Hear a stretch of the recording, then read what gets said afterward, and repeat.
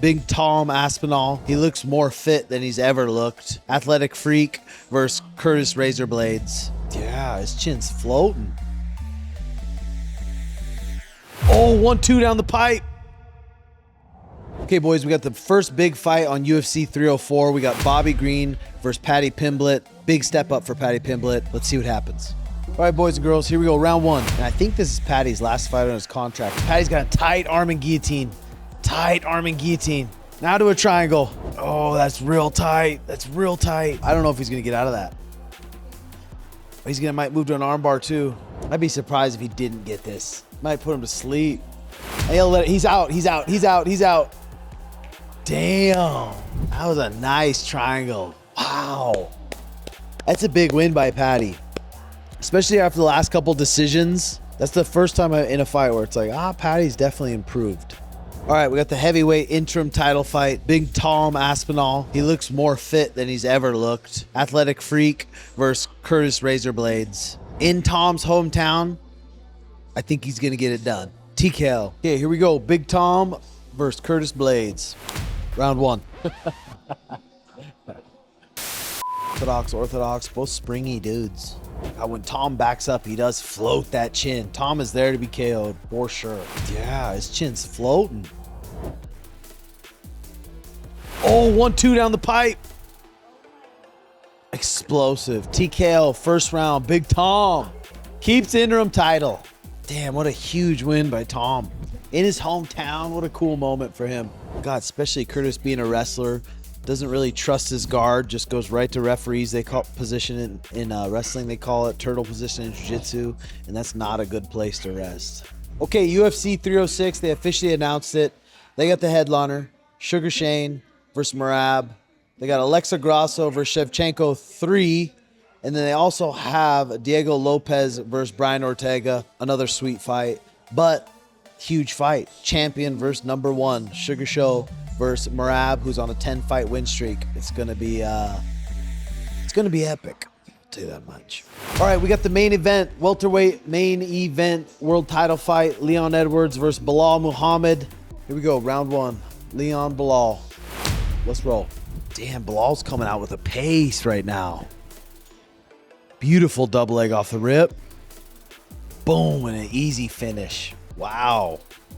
God, they said Habib is the one who came up with a game plan to beat Leon, and Belal probably just really trusted him and is really trying to stick to that. Belal moves a high crotch, lifts him, puts him on his dome piece, and takes his back. Looks like he's attacking the neck right away, too. It's so hard to get a rear naked choke with those big gloves on.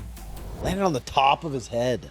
Ow! He literally spiked him on his head. That might have bulged a disc or two.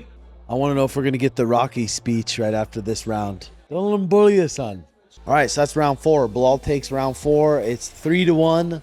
Belal is up. If I was Leon's coach, I would tell him throw a couple straights to the body and try to set up that head kick. Here we go. Belal back in the double, hands locked on the back. Belal's just doing such a good job with that body triangle too. And Belal gets it done. Sheesh, he looked good.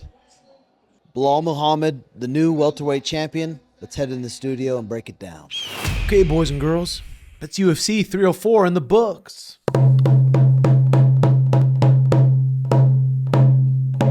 Okay, this video is brought to you by PrizePicks. My PrizePicks didn't hit, ladies and gentlemen. They did not hit this time. Tom Aspinall, I thought Curtis Blaydes was going to be able to take him past a round and a half. I thought Bobby Green was going to be able to take him a little longer. Paddy finishes him. 2 finishes, kind of ruined it, but that's okay. On to the next one. That's PrizePicks. Code Timbo. If you sign up with code Timbo, you get a free $100. Okay, let's start with Paddy the Baddy versus King Green. The fight, it was a big step up for Paddy. It really was. Number 15, King Green. He's been around. He's been an OG. He's fought some of the best of the best. Ranked number 15. A lot of people doubted Paddy. I even had some doubts about Paddy, but this is the first time I've watched him and he looked healthier and he looked bigger and he looked more explosive and he came out with a very composed pace. Usually comes out a little frantic pace, a little sloppy. You can tell the nerves are getting him, but it looks like he's getting more comfortable in there. Still floating the chin a little bit, but not near as bad. Not near as bad. And King Green, the style he has is so dangerous. So dangerous, fighting with his hands by his hips. Now he's getting a little bit older, 37 years old. He's not going to be as fast and twitchy as he used to be. And let's just take a peek at the finish real quick. Paddy throws a rear kick, boom. Bobby Green falls into a single leg, head up, single leg. Paddy reaches over the top, grabs the head and arm guillotine, and jumps the guillotine. So he's sitting on the single leg still, and he jumps the arm and guillotine. So now Bobby Green's arm stuck. Paddy does a great job when he feels the guillotine is there. He moves the triangle real quick. Flexes his feet and gets the right adjustment. And Bobby Green, arm across, right in the right side of Paddy's triangle. Paddy elbows him a few times, adjusts, and shows his jiu-jitsu. Beautiful jiu-jitsu there. Beautiful to finish it. A strong, explosive guy who's number 15 in the lightweight division. Finish him with a triangle. He passes Bobby Green out, moves on to an arm bar. I'm glad he didn't snap his arm. You got to give props to Paddy. It's a lot of pressure on him. He needed that fight. These past couple fights, it's like, can Paddy be elite? And everyone's thinking, no, he just really can't be elite. It doesn't look like he's getting so much growth between these fights and fight camps. But this is the first time I've seen it, and I feel like he did. His body was bigger. It was just healthier, looked more composed, looked like he deserved to be in there. Sweet finish, and a huge win for him. Good for Paddy. Now he gets to renegotiate with the UFC, and he'll probably get a decent chunk of change. What's next? He called out Renato Moicano. Number 10.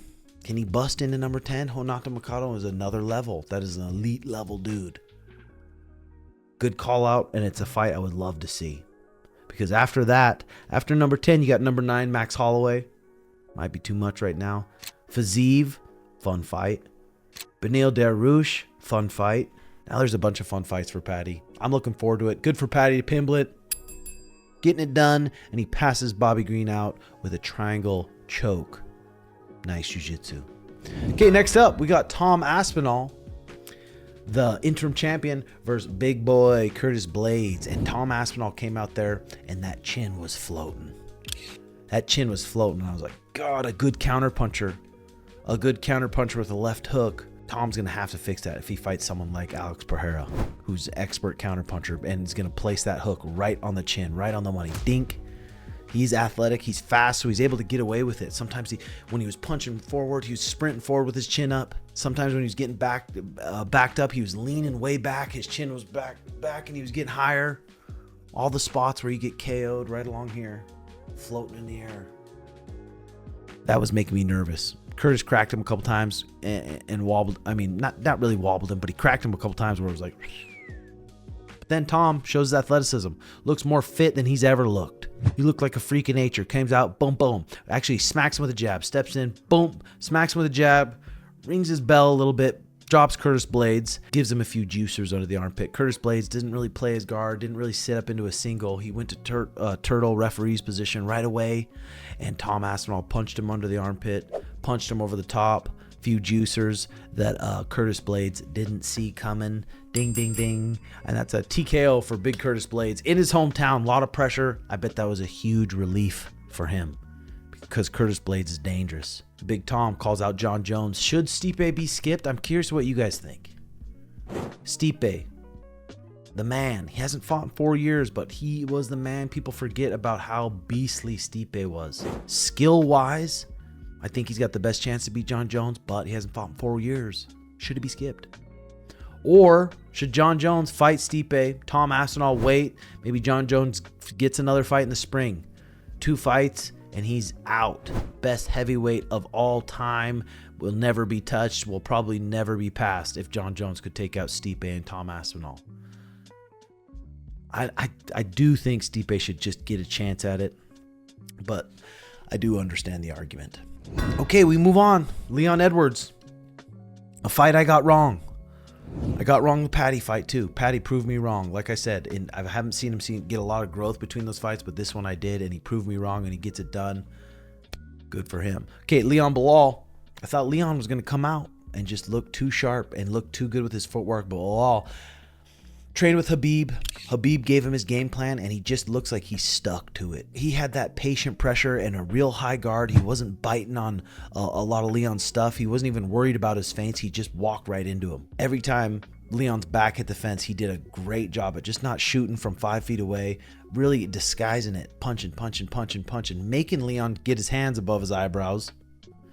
And Belal would shoot and lock his hands in the double leg, and not shoot and try to finish against the fence. He'd shoot, lock his hands under the butt, get a big lift right away. And a good thing he was doing, he wasn't sitting his butt down so where Leon could use the fence to get up. The first couple rounds, he was double legging him, turning him into the middle of the octagon and putting him down. First, second round, taking the back, and Leon just couldn't get enough respect for him to stop pressuring him. He wasn't able to sit down and crack and land anything clean.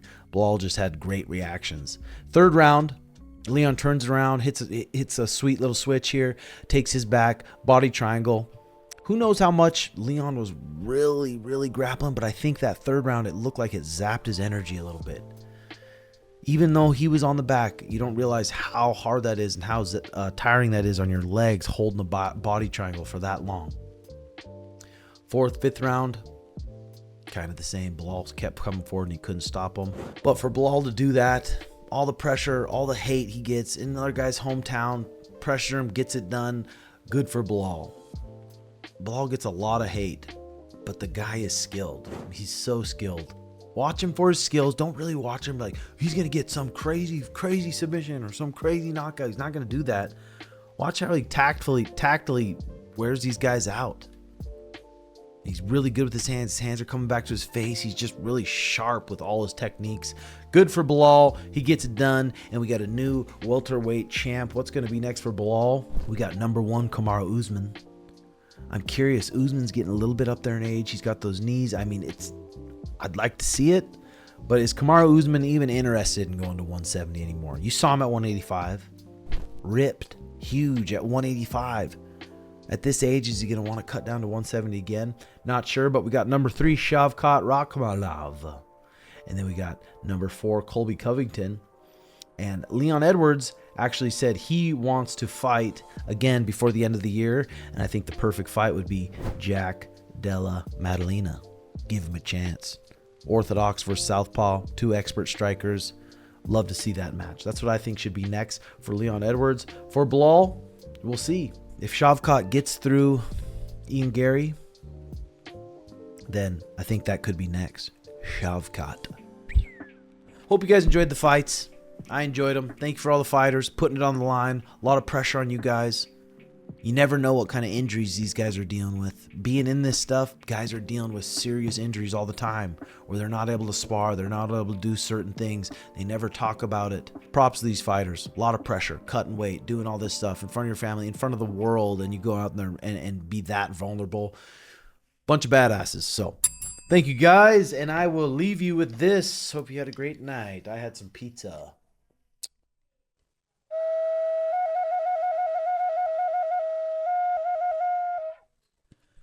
Follow on Snapchat at Tim Welch MT. I'm Snapchat my days. And we got the big Sphere fight coming up, so it'll be a lot of behind the scenes footage. Hope you enjoyed. Hit that like and subscribe button. Comment what you guys think below. Love you all. Bye-bye.